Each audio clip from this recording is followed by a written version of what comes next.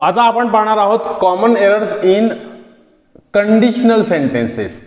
Conditional sentence बघा, if unless हे सगळे रूल्स तुम्ही पाठ करून ठेवा. ऍक्च्युली हे पाठ करायचे नसतात, फक्त हे लक्षात घ्यायचे असतात.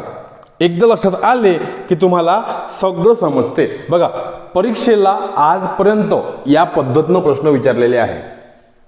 यानंतर सुद्धा याच्या पलीकडे नियम फार नाही आहे किंवा नियम नाही आहे. हे कंडिशनल सेंटेन्सेस आहे. यानंतर मग येतात कॉम्प्लेक्स आणि कंपाऊंड सेंटेन्सेस. तर तो चॅप्टर जेव्हा आपण पाहू तेव्हा पाहू. ठीक आहे. इथे हे आहे कंजंक्शन. इफ अनलेस आहे कंजंक्शन. त्यानंतर दोन वाक्यांचं आपल्याला मिलन करायचं आहे, दोन वाक्यांचा समन्वय घडवायचा आहे आणि मग दोन म्हणजे उभय लोकांचा अन्वय घडवून आणणारं ते असते उभयान्वयी अव्यय म्हणजेच कंजंक्शन. ठीक आहे ना. तर आपल्याला या सर्व गोष्टी पाहायच्या आहे. यानुसार आपल्याला या वाक्यामध्ये असलेले कॉमन एरर्स काढायचे आहेत. एकदा परत रिपीट करतो. If unless simple present tense सोबत सिंपल प्रेझेंट टेन्स कधी, जर ते वाक्य युनिव्हर्सल ट्रूथ असेल तर, जर ते वाक्य सायंटिफिक रिझन असेल तर, किंवा सहज घडणाऱ्या गोष्टी असेल तर.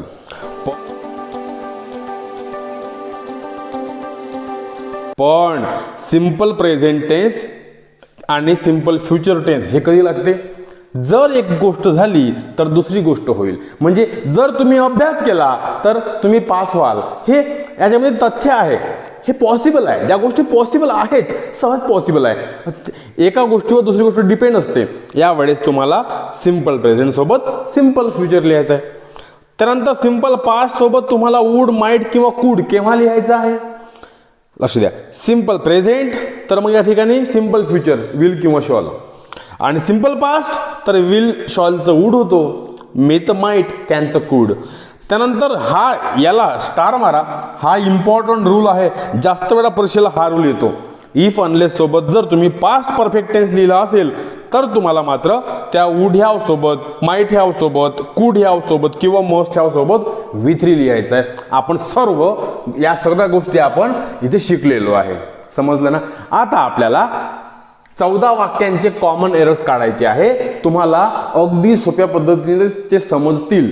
तुम्ही स्वतःच काढा. आधी हे पॉज करून घ्या, स्वतः काढण्याचा प्रयत्न करा आणि ते बरोबर आहे की नाही आहे त्यानंतर मग समोरचा व्हिडिओ पहा. मी थोडा हटतो, पॉज करून घ्या. केलं पॉज. चलो आता बघा. If Shivani had work, if Shivani had work, ज्या ज्या गोष्टी महत्वाच्या आहे वाक्यात टेन्स म्हणून आलेल्या असतील किंवा आणखी काही शब्द विशेष शब्द म्हणून आलेले असतील, त्याला सगळ्यात प्रथम अंडरलाईन करून टाकायची. इफ शिवानी हॅड वर्क आहे म्हणजे काय आहे, तो पास्ट परफेक्ट टेन्स आहे.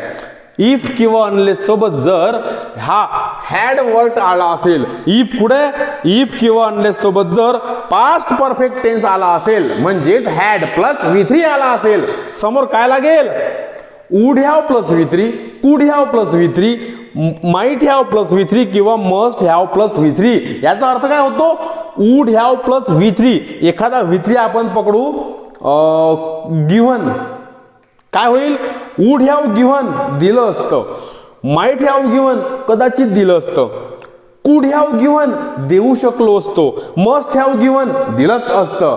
अशा वेळेस आपल्याला जर हे स्ट्रक्चर समोर असेल, इफ शिवानी नंतर जर समजा पास्ट परफेक्ट टेन्स असेल तर समोर काय पाहायचं आहे आपल्याला, would have plus V3. If Shivani had worked hard like me, जर शिवानीने माझ्यासारखं काम केलं असतं तर she will have got the job she desired, जो तिला जॉब हवा होता तो तिला भेटला असता. मला सांगा या ठिकाणी विल पाहिजे का वुड पाहिजे, इथे वुड पाहिजे. समजलं ना. आणि जर समजा हे वाक्य असं असेल 1, 2, 3 आणि 4 म्हणजे पहिला ऑप्शन, दुसरा ऑप्शन, तिसरा ऑप्शन आणि नो एरर चौथा ऑप्शन, तर कोणतं उत्तर बरोबर राहील, तर हा जो वुड आहे किंवा विल आहे, विल म्हणजे वुड पाहिजे होता, हे स्थान आहे दुसऱ्या ऑप्शन मध्ये, म्हणून दुसरं उत्तर बरोबर. त्यामध्ये चूक आहे, एरर आहे म्हणून ते उत्तर बरोबर. आपल्यासाठी तो पर्याय बरोबर, समजला ना असं. क्वेश्चन नंबर 2 बघा, if I were in his shoes. आता ही फ्रेज आहे इन हिज शूज, त्याच्या शूज मध्ये मी असतो तर. आपण कोणाच्या शूज मध्ये जाणं म्हणजे काय, तर त्याच्या जागी असतो तर. आपण जेव्हा म्हणतो ना तुझ्या जागी जर मी असतो ना, त्याला 2 थप्पड लगावल्या असत्या. तात्पर्य काय आहे, आपण जेव्हा म्हणतो if I were in his shoes, जर मी त्याच्या जागी असतो तर I would have died with shame, मी शर्मेने मेलो असतो. म्हणजे त्याने एखाद्या गोष्टीमध्ये लाचारी पत्करली असेल, त्याचा अपमान झालेला असेल आणि तो त्याने लाचारीने तो गिळून घेतलेला असेल आणि मग तिथे आपलं वाक्य आहे कोणतं, जर त्याच्या जागी मी राहिलो असतो ना, लाजीनं मेलो असतो. कसं कराल वाक्य, if I were in his shoes, इथपर्यंत ठीक आहे. I would have died with shame. आता यापैकी या 5 पैकी 5वा रूल बघा. 5वा रूल काय आहे, विश किंवा if. I wish I were a bird, मला वाटते मी पक्षी असतो तर. If I had a car, जर माझ्याकडे कार असती तर. If I were the PM, जर मी पीएम असतो तर. If he were my brother, जर तो माझा भाऊ असता तर. जेव्हा असे वाक्य येतात, म्हणजे जेव्हा हायपोथेटिकल सब्जेक्टिव्ह येतात किंवा आपण जेव्हा एक सपोजिशनल सेंटेन्स म्हणतो, काल्पनिक वाक्य म्हणतो, तेव्हा त्या वाक्याच्या पुढे काय पाहिजे असते, would plus V1. Would plus V1 म्हणजे कधी जर इथे फक्त विष किंवा विशेष म्हणजे V1 किंवा V5 असले तर, किंवा इफ असेल तर, किंवा वेअर, त्यानंतर वेअर पाहिजे, हॅड पाहिजे आणि समोर वुड प्लस V1 पाहिजे. समजा या विशच्या ठिकाणी ईडी आला असेल, तर मग मात्र या ठिकाणी इथे हॅड बीन पाहिजे. समजलं ना. आपण तो नियम इथं पाहू, इथं कुठेतरी तो नियम आहे तो पाहू आपण, ठीक आहे ना. म्हणजे जर तो इफ किंवा विश असेल तर if I were a bird I would fly, जर मी पक्षी असतो तर उडलो असतो. म्हणजे if I were in his shoes, जर मी त्याच्या जागी असतो तर आय वुड डाय. या हॅव डाईडच्या ऐवजी काय पाहिजे होता, इथे डाय पाहिजे होता. म्हणजे फक्त वुड प्लस V1. कुठे आहे वुड प्लस V1. म्हणजे if I were in his shoes, जर मी त्याच्या जागी असतो तर I would dye with shame, मी शर्मेने मेलो असतो. म्हणजे समजा मी असं म्हटलं या ठिकाणी इथे 1, 2, 3 आणि 4 कोणत्या भागामध्ये चुकी आहे, तर या 3ऱ्या भागामध्ये चुकी आहे. त्या हॅव डाईडच्या ऐवजी फक्त डाय पाहिजे होतं. समजलं ना. म्हणजे आपल्याला या पद्धतीनं वाक्य लिहायचे आहे. लक्षात. चलो आता बघा, unless she told me I cannot inform you. Unless she told me, unless म्हणजे काय, if not. Unless she told me, तिने मला सांगितल्याशिवाय आय कॅनॉट टेल यू. मला सांगा, हे बरोबर आहे, कॅनॉट वगैरे ठीक आहे. टोल्ड आहे ना, V2 आहे ना.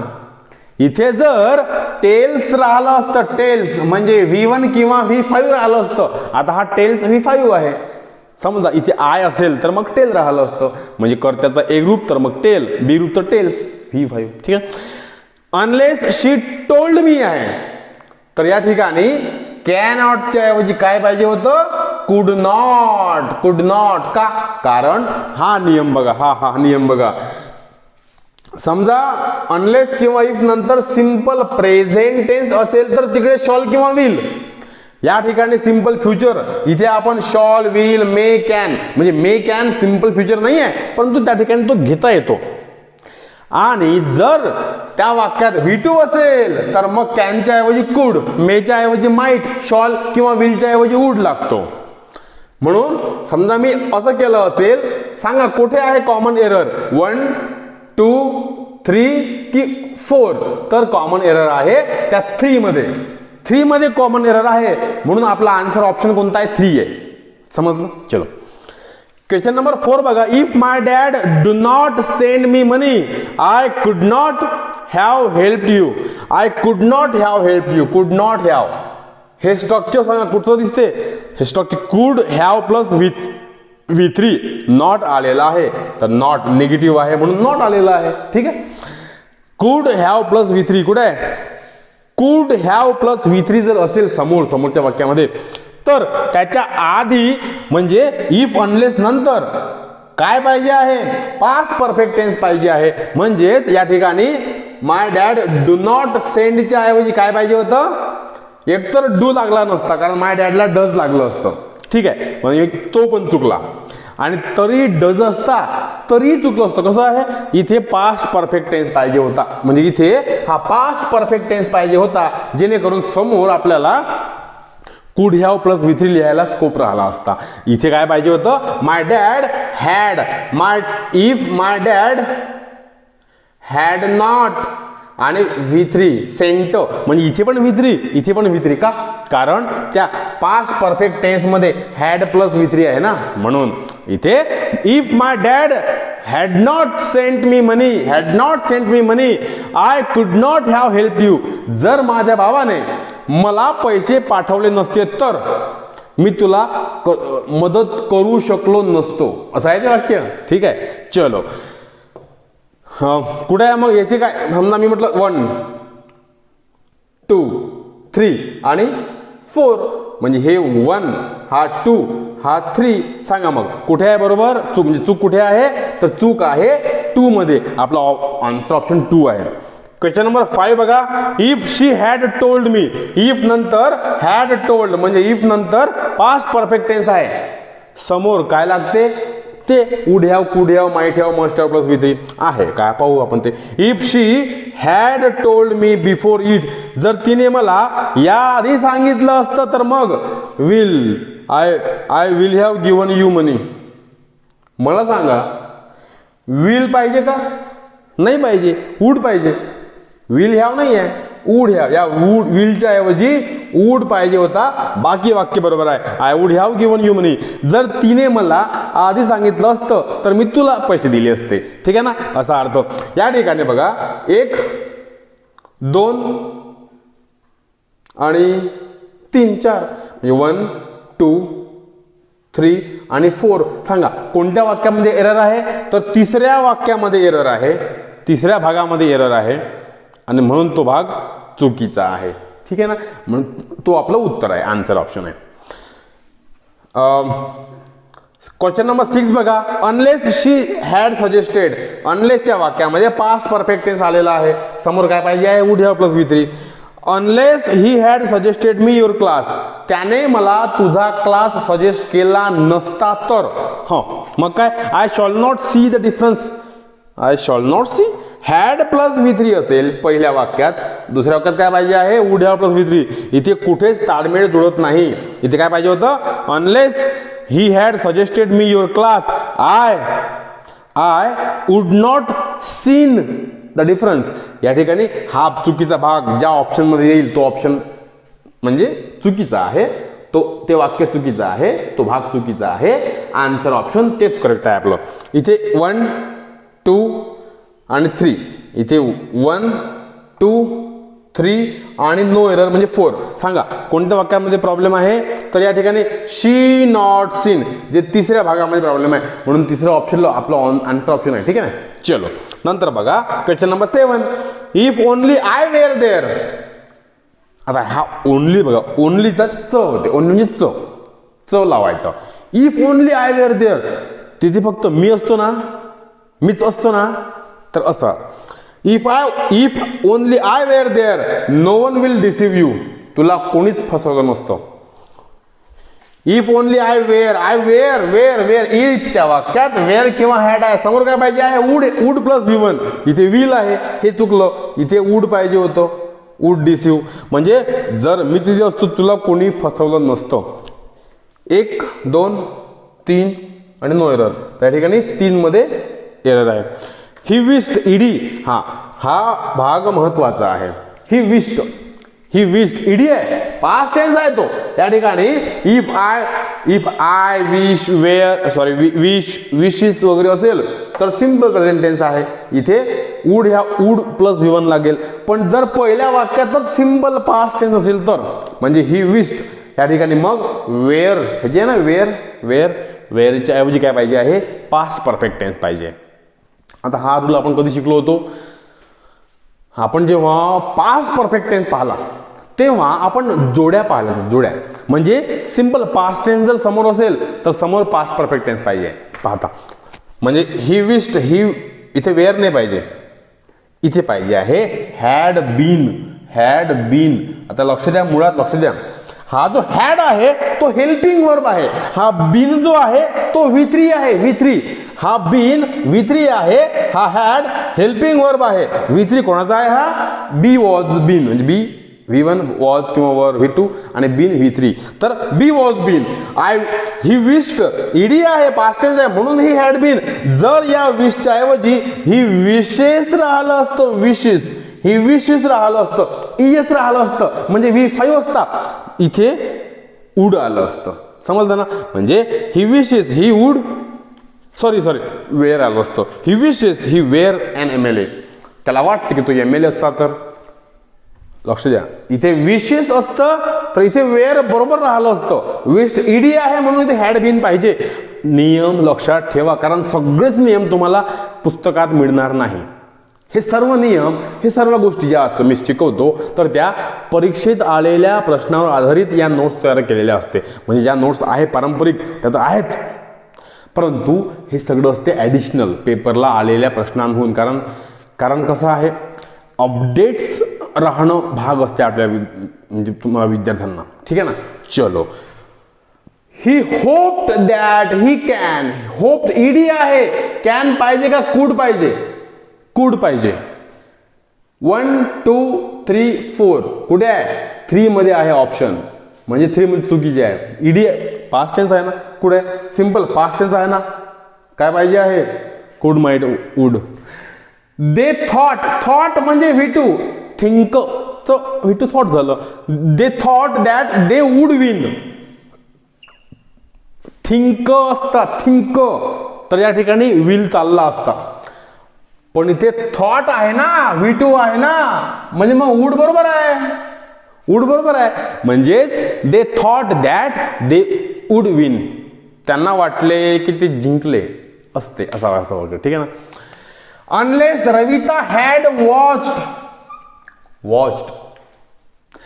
Unless Ravita had watched this drama, म्हणजे रविताने तो ड्रामा म्हणजे नाटक पाहिल्याशिवाय, पाहिलं नसतो तर, हां, she might not have understand the importance of family support.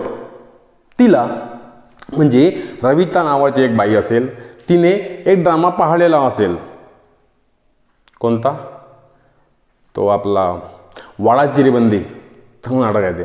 तर रविताने तो ड्रामा जर पाहिला नसता, अनलेस आहे ना, नसता, तर तिला फॅमिली सपोर्टचं महत्व समजलं नसतं, असं आहे ते वाक्य. Unless Ravita had watch this drama, इथपर्यंत बरोबर आहे. अनलेसच्या वाक्यात पास्ट परफेक्ट टेन्स आहे, बरोबर आहे. नंतर मग शी माइट हॅव हे बरोबर आहे, पण समोर V3 पाहिजे ना. समोर तो इथे अंडरस्टँड दिलेला आहे म्हणजे V1 आहे तो. इथे मात्र चूक आहे, इथे काय पाहिजे होतं?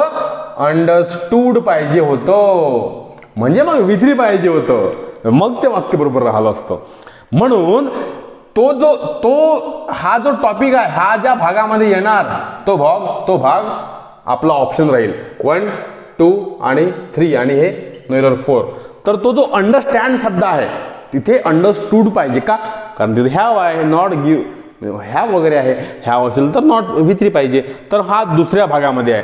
दुसऱ्या भागामध्ये अंडरस्टँड हे चुकीचं आहे आणि दुसरं ऑप्शन आपला आन्सर आहे. चलो, क्वेश्चन नंबर 12 बघा. If water the plant, if we पाहिजे. If we water the plant, if we water the plant. आता वॉटर म्हणजे काय होते? पाणी होते. प्लांट झुडपं म्हणजे रोपटे. आता if we water the plant म्हणजे या ठिकाणी वॉटरचा अर्थ आपल्याला व्हर्ब सारखा करता येतो. म्हणजे बघा, मी जर म्हटलं आय एम ड्रिंकिंग वॉटर, तर तो वॉटर काय झाला? नाऊन झाला. पण मी जर म्हटलं आय वॉटर द प्लांट, इथे वॉटर हा व्हर्ब झाला. समजलं ना? म्हणून तो वर्ब, इथे व्हर्ब आहे तो. If we water the plants, it will grow up. जर आपण रोपट्यांना पाणी घातलं तर ते वाढतील. आता ठीक आहे, मराठी बोलताना हे बरोबर आहे, पण इंग्लिशमध्ये हे वाक्य युनिव्हर्सल ट्रूथ आहे, सायंटिफिक रिझन आहे, ते होतेच, वाढतेच ते, ठीक आहे ना. आणि म्हणून या ठिकाणी एक सिंपल प्रेझेंट टेन्स, दुसराही सिंपल प्रेझेंट टेन्स पाहिजे. म्हणजे जर आपण पाणी गरम केलं तर ते तापेल, इट बॉइल्स, ठीक आहे ना. If we hot the water it boils. तर या ठिकाणी बघा ते simple present tense plus simple present tense असते. If you love people, people love you. If you respect people, people respect you. म्हणजे इथे simple present tense, simple present tense पाहिजे होतं, कारण हे कुठेही घडणार आहे म्हणून. If you respect people, people respect you, बरोबर आहे. Simple present plus simple present. Unless you understand you will not do it. तुला हे समजल्याशिवाय तू करशीलच नाही, मला माहित आहे. अशा वेळेस अनलेस यू अंडरस्टँड, यू ला V1 लागला, बरोबर आहे. यू विल नॉट, इथे सिंपल प्रेझेंट टेन्स आहे म्हणून या ठिकाणी विल किंवा शॉल आलेला आहे, बरोबर आहे, वाक्यात ते बरोबर आहे. जर या ठिकाणी सॉरी इथे अंडरस्टूड आहे ना, V2 आहे, इथे विल नव्हता पाहिजे, वूड पाहिजे.